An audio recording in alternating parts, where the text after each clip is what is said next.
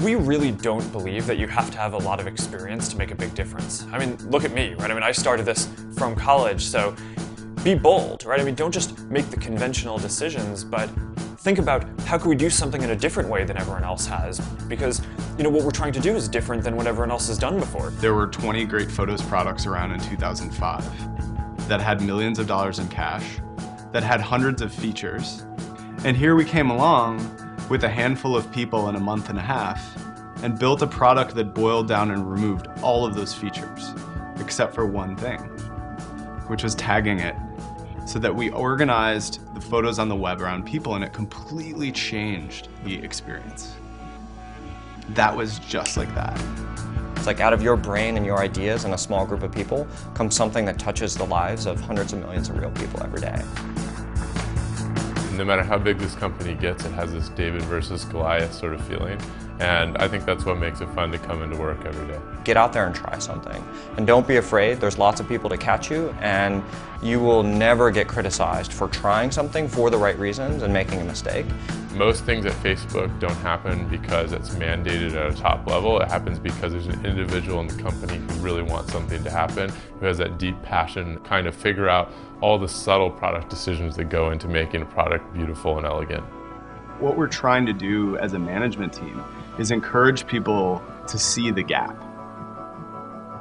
And that requires being critical and being extremely imaginative.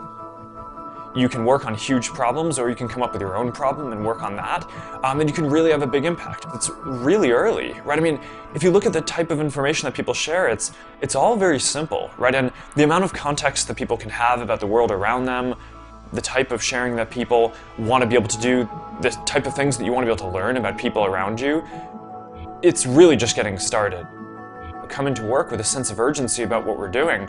Even if it seems like it's a simple task on a day-to-day basis, getting it done is the thing that lays the groundwork for everyone else to do the other things that they're doing, so that it all adds up to something huge. I look around the world and I see all the things that Facebook has done, from people who have adopted babies through Facebook to people that have fought for peace in elections like the Iranian election.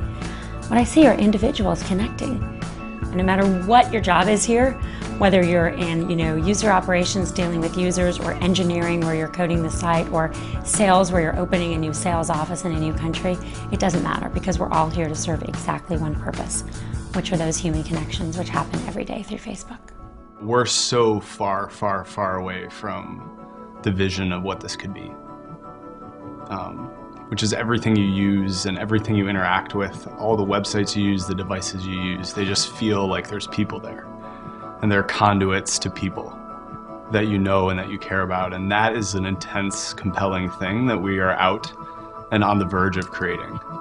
For the first time ever in history, we can build all these new kinds of experiences, and the difference between where we are and what's there, I think, is a handful of people with a sense of determination and a really powerful imagination.